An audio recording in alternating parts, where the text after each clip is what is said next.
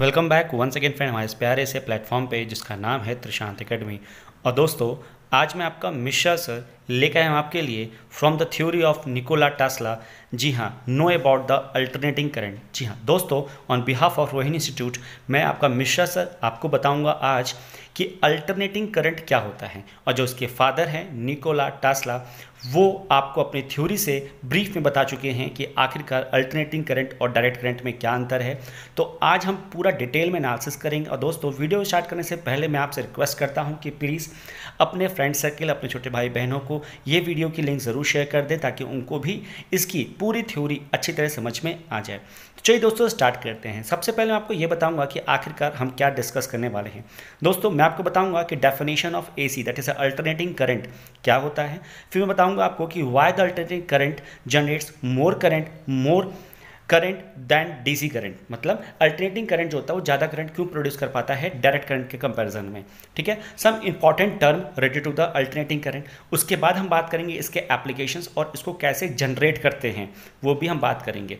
तो पूरा का पूरा वीडियो आपके लिए इंपॉर्टेंट होने वाला है दोस्तों। तो अगर इंपॉर्टेंट आप समझते हैं तो एक लाइक अभी ही दबा दीजिए तुरंत, ठीक है, ताकि हम पूरा अच्छी तरह इसको एनालिसिस करें। ठीक है, और दोस्तों मैं चाहूँगा कि अगर आपको कुछ भी एक सिंगल टॉपिक भी आपको इंपॉर्टेंट लग रहा हो तो प्लीज़ अपने रफ कॉपी में, अपने नोट्स में इसको नोट करते रहिएगा, क्योंकि आईटीआई में इसकी ज़रूर हेल्प आपको मिलेगी।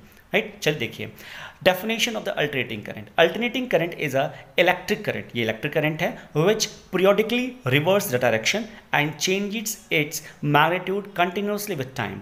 देखिए ध्यान से, आपको ग्राफ में दिख रहा होगा तो जो डायरेक्ट करंट है वो टाइम के रिस्पेक्ट में वोल्टेज और टाइम का जो ग्राफ बनता है तो उसके टाइम के रिस्पेक्ट में डायरेक्ट करंट एक सेम कांस्टेंट वैल्यू दे रहा है वोल्टेज की। लेकिन जो अल्टरनेटिंग करंट है आपको जो left hand right hand side दिख रहा है, वो उसमें क्या हो रहा है कि जो वैल्यू है वोल्टेज की वो कंटिन्यूसली चेंज हो रही है, पीरियोडिकली रिवर्स कर रहा है उसको, है ना। तो वही डेफिनेशन में भी लिखा हुआ है, the alternating current is electric current which periodically reverse the direction and changes magnitude continuously with the time. तो टाइम के अकॉर्डिंग इसकी वैल्यू चेंज होती है कंटिन्यूसली और अपने डायरेक्शन को भी रिवर्स करता है। तो ये है आपका अल्टरनेटिंग करंट।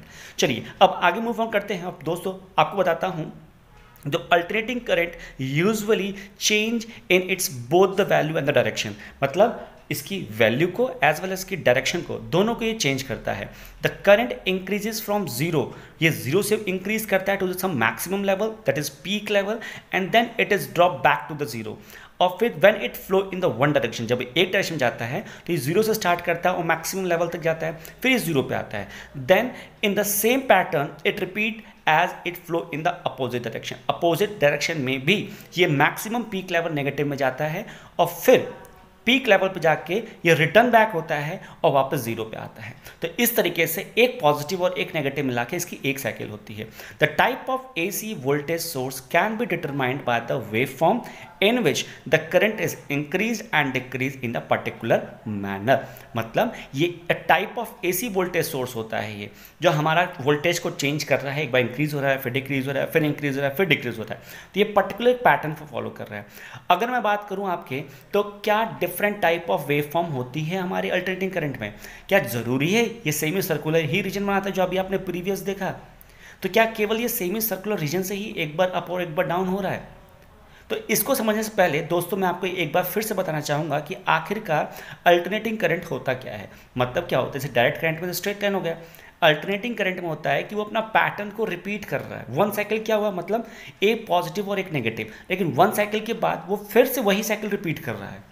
लेकिन इसके डिफरेंट वेव फॉर्म भी है। ध्यान से देखिए, पहला आपको दिखेगा साइन वेव फॉर्म जो मैंने अभी आपको बताया सर्कुलर वाला।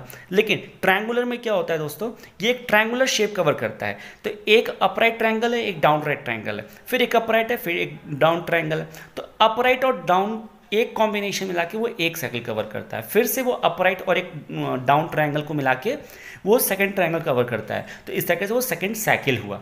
राइट, एक है आपके लिए स्क्वायर वेव फॉर्म, है ना। तो स्क्वायर वेव फॉर्म के अलग एक पैटर्न आप देख रहे हो, स्क्वायर ऊपर एक स्क्वायर नीचे है। अब जो लास्ट वाला है वो है कॉम्प्लेक्स वेव फॉर्म। इसका जो शेप होता है वो आधा साइन होता है लेकिन बीच में वो झुका हुआ होता है, तो कॉम्प्लेक्स शेप का होता है। तो इस तरीके से हमारे पास चार वेव फॉर्म हुए, साइन, ट्रायंगुलर, स्क्वायर और कॉम्प्लेक्स। ये डिफरेंट टाइप के आपके एसी वेव फॉर्म है। चलिए आगे बढ़ते हैं दोस्तों। अब मैं बात करने वाला हूँ, ये बहुत ज़्यादा इंपॉर्टेंट है दोस्तों आपके ITI plus as well as अगर आप 11th-12th में हैं और AC पढ़ रहे हैं तो generating of the alternating current कैसे जनरेट करते हैं, इसको आप ध्यान से देखिए और समझिए। And alternating current is used where a large number of electrical power is required, जहाँ पे हमको बहुत ज़्यादा इलेक्ट्रिकल पावर की रिक्वायरमेंट है वहाँ पे हम अल्टरनेटिंग करंट का यूज़ करते हैं। Almost all of the electrical energy supplied for domestic, commercial and industrial purpose is a alternating current। देखिए जितने भी डोमेस्टिक पर्पस हो गए जो अपने घर में लगाते हैं, जितने भी कॉमर्शियल पर्पस हो गए, मतलब अगर हम कोई कॉमर्शियली कुछ यूज़ कर रहे हैं और वहाँ पे एक सर्किट डिज़ाइन कर रहे हैं तो उसमें भी अल्टरनेटिंग देते हैं। अगर कोई इंडस्ट्री है, किसी भी चीज़ की इंडस्ट्री हो गई, वो केमिकल है, मैकेनिकल है या वो इलेक्ट्रिकल है, किसी भी प्रकार की इंडस्ट्री हो गई, तो वहाँ पर भी क्या होता है, अल्टरनेटिंग करंट ही को जनरेट करते हैं। तो कुल मिला के आपका अल्टरनेटिंग करंट कहाँ यूज़ होता है, वहाँ पे जहाँ पे आपको ज़्यादा इलेक्ट्रिकल पावर की रिक्वायरमेंट होती है ना। अब बात आती है इसको जनरेट कैसे करते हैं, ध्यान से देखिए। AC voltage is most preferable, AC voltage को हम प्रिफर करते हैं AC करंट को जनरेट करने के लिए, because it is much easier to transmit over a long distance. AC voltage को ट्रांसमिट करने में आसानी होती है, इसीलिए हम AC वोल्टेज का यूज़ करते हैं। It is cheaper to generate and power loss is low in it. AC voltage का पावर लॉस भी कम होता है, ये चीपर होता है, सस्ता होता है यहाँ से वहाँ जनरेट करने के लिए, और ट्रांसमिट करने के लिए भी ये ईजियर होता है। तो जनरली AC इक्विपमेंट, जो भी AC इक्विपमेंट होता है, is more economical to maintain and less requirement for space per unit power rating than the DC equipment. मतलब DC इक्विपमेंट का क्या होता है, जो इक्विपमेंट होता है ना उसका साइज भी बड़ा होता है और वो मोर ज़्यादा इकोनॉमिकल भी होते हैं, सॉरी लेस इकोनॉमिकल होते हैं। लेकिन ये जो AC इक्विपमेंट है ना, ये इकोनॉमिकल तो मोर है ना, लेकिन to maintain and less requirement for space, इसको मेंटेन करने के लिए भी ये ज़्यादा इकोनॉमिकल होता है, और साथ ही साथ इसकी रिक्वायरमेंट जो जगह घेरता है इसके इक्विपमेंट्स, वो कम जगह घेरता है। इस मतलब पूरा आप ओवरऑल देखोगे तो हमारा जो AC का जनरेशन है वो कॉस्ट इफेक्टिव होता है। अब देखिए, alternating current can be generated at a higher voltage, higher voltage पे इसको जनरेट करते हैं देन द DC कंपैरिजन में, which has a problem of heating and the arcing. मतलब अगर DC को अगर हम हायर वोल्टेज में हम जनरेट करने की सोचें तो उसमें हीटिंग प्रॉब्लम आता है। Some standard voltage value are, अब कौन से वोल्टेज पे जनरेट होता है, 1.1 kilowatt, 2.2, 3.3 for the low capacity for 6 and 6.6 kilowatt and 11 kilowatt. मतलब अगर 6.6 और ये है and 3 kilowatt, that is 33,000 kilowatt for a high capacity requirement. मतलब लो कैपेसिटी रिक्वायरमेंट के लिए आपको इतना वोल्टेज सोर्स लगाना पड़ेगा, जो भी वो AC वोल्टेज सोर्स होगा, और साथ ही साथ अगर आपको हाई कैपेसिटी की रिक्वायरमेंट है तो आपको 6.6 किलोवाट और 11 किलोवाट और 33 किलोवाट का आपको वोल्टेज सोर्स लगाना पड़ेगा। तो इस प्रकार से हम अपनी अल्टरनेटिंग करंट को जनरेट कर सकते हैं, राइट। चलिए दोस्तों, मैं बताता हूँ आपको बेसिक प्रिंसिपल क्या है AC जनरेटर का।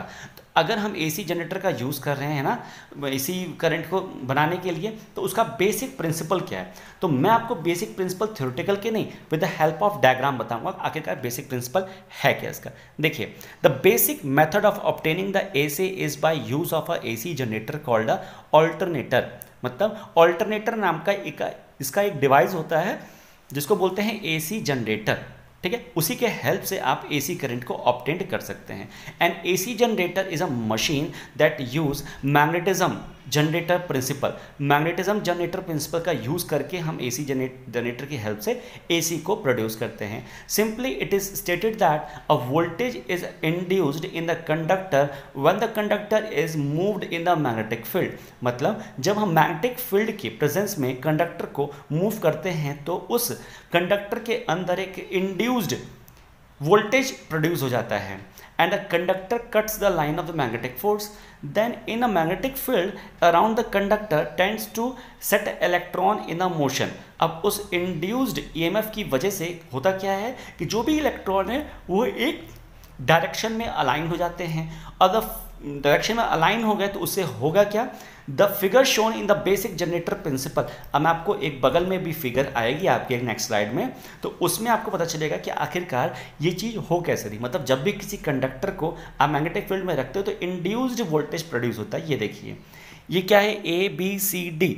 ए बी सी डी आपका एक कंडक्टर है, हाफ सर्कुलर रिंग टाइप का, ठीक है, और ब्रश एक्स और वाई ब्रशेस हैं, ब्रशेस हैं, ठीक है, और जो एन और एस लिखा हुआ है ये नॉर्थ पोल और साउथ पोल है।